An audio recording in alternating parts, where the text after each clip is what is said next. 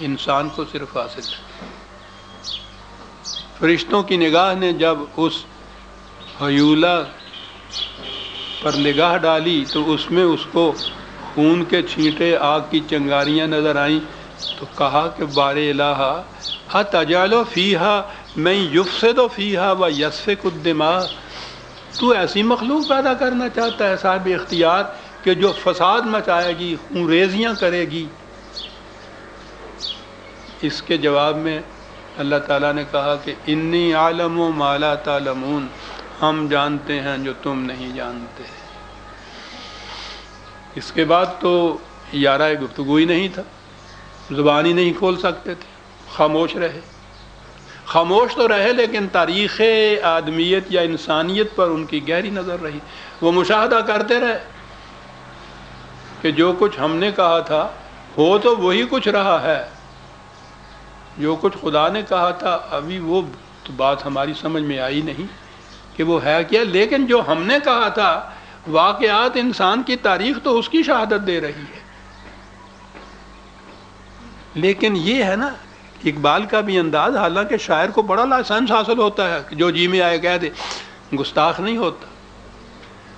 یہ نہیں بات ہے کہ وہ فرشتے یہ کہہ دیں کہ کیوں جی اسی کہندے سا کہ نہیں تو آنو پہ نہ انہوں بھیجو یہ کچھ کرے گا، کیتا کہ نہ انہیں ہو کچھ، یہ انداز نہیں ہے۔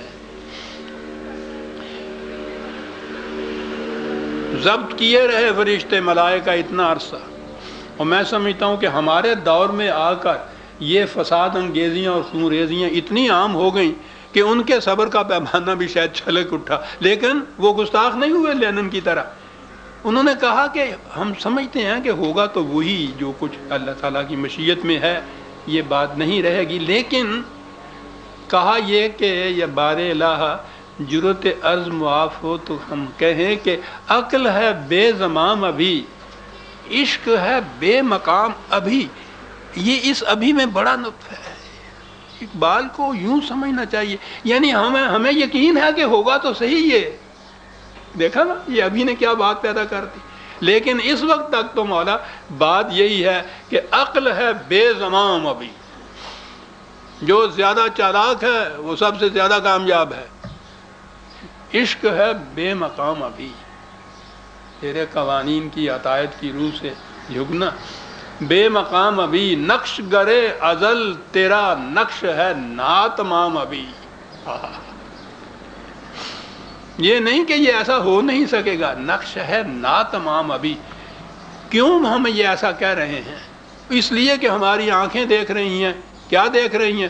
وہ عزیزان من جو آج کے میرے خطاب کا سر عنوان ہے، ہماری آنکھیں دیکھ رہی ہیں کہ خلق خدا کی گھات میں رند و فقیہ و میر و پیر۔ اللہ، ہم نے کہا تھا کہ اتجعل فیہا من یفسد فیہا ویسفک الدماء۔ دیکھ رہا ہے تو کہ آج کیفیت کیا ہو رہی ہے مظلوم، خلق خدا کی گھات میں۔ کیا بات ہے اس مصرے کی، کتنا انقلاب آفرین انداز ہے یہ بات کہنے کا۔ خلق خدا کی گھات میں رند و فقیہ ہو میر و پیر، چھوڑا ہی نہیں کسی گوشے کو اس شخص نے، 4 لفظوں میں ساری کائنات کو محیط ہو گئی یہ بات۔ خلق خدا کی گھات میں رند و فقیہ ہو میر و پیر، اور تیرے جہاں میں ہے وہی گردش صبح و شام ابھی،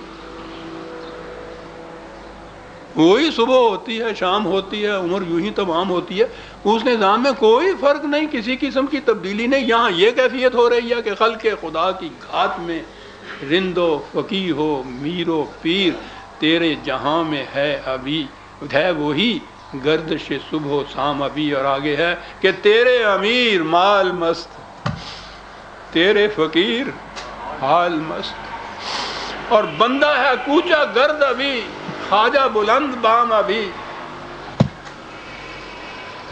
اور حالت یہ ہے اب دنیا میں کہ دانش و دین و علم و فن، پھر وہ چاروں گوشے آگے کائنات کے، دانش و دین بھی اس میں شامل ہے، مذہب بھی اس میں شامل ہے۔ دانش و دین و علم و فن کیا ہے؟ بندگی ہوس تمام،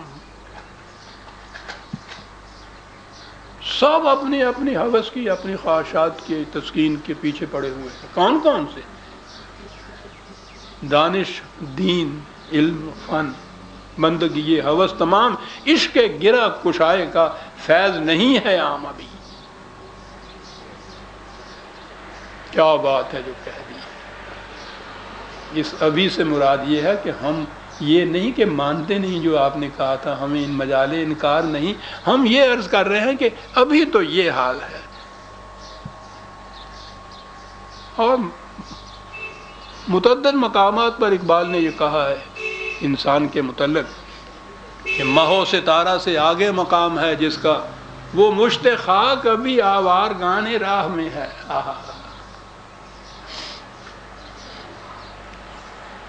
قیام مشرق میں نہیں، بال جبریل میں تو ایک مقام پہ ایک شعر ایسا کہا ہے کہ میرے تو کلیجے سے ہونک نکل جاتی ہے جب میں سنتا ہوں کہ حرم کے دل میں سوز آرزو پیدا نہیں ہوتا کہ پیدائی تیری اب تک حجاب آمیز ہے ساقی.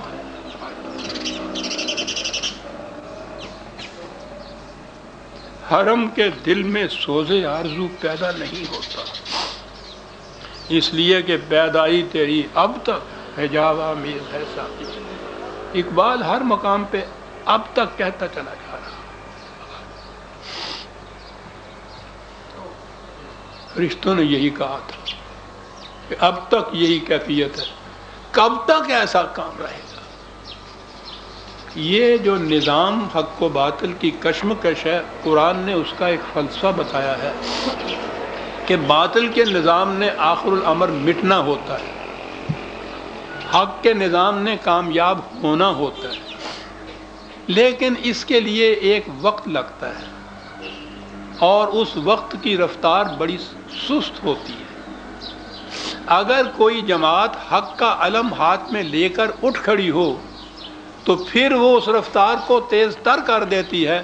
وہ انسانوں کے حساب و شمار سے انقلاب آ جاتا ہے، حق غالب ہوتا ہے، باطل مغلوب ہو جاتا ہے، جیسا کہ عہد محمد رسول اللہ صلی اللہ علیہ وسلم والذین معہ میں ہوا. اور اگر انسانوں کی جماعت کو خود نہیں اٹھتی تو وہ جسے زمانے کے تقاضے کہتے ہیں اس رفتار سے وہ ہوتا ہے، لیکن وہ بڑی سست ہوتی ہے. قرآن نے کہا ہے کہ ہمارا ایک ایک دن تمہارے حساب سے 100 سال کے برابر ہوتا ہے. وہ یہ جو ہم اس کو شمار کرتے ہیں اپنے حساب سے کہ بہت دیر ہو رہی ہے، اور وہ جو اس کا حساب و شمار ہے اس لحاظ سے وہ دیر نہیں ہوتی. اگر کوئی جماعت اٹھے نہ اور زمانے کے تقاضے سے انقلاب ہو تو پھر عوام اٹھ کھڑے ہوتے ہیں، پھر فساد ہوتا ہے، پھر سول وارز ہوتی ہیں، پھر مقاتلے ہوتے ہیں، جنگیں ہوتی ہیں. نظام تو الٹتا ہے وہ، لیکن اس نظام کے الٹنے میں یہ عواقب جو ہیں یہ بڑے فساد انگیز ہوتے ہیں. یہ ہوتا ہے جسے کہا جاتا ہے زمانے کے تقاضوں سے جو انقلاب ہوتا ہے، خدا کی لام لینے والی جماعت کے ہاتھوں سے نہیں ہوتا. فرشتوں کے اس اضطراب کو دیکھ کر تیسری نظم ہے قیام بال جبریل کی کہ ایسا ہے جیسے خدا نے یہ کہا ہو کہ اچھا اگر اب کوئی جماعت ایسی نہیں ہے جو اس رفتار کو تیز کر کے اس نظام کو الٹ دے، تو پھر وہ جو طریقہ ہے زمانے کے تقاضوں سے عوام کے ہاتھوں سے، اس کی روح سے یہ نظام پلٹے گا. پھر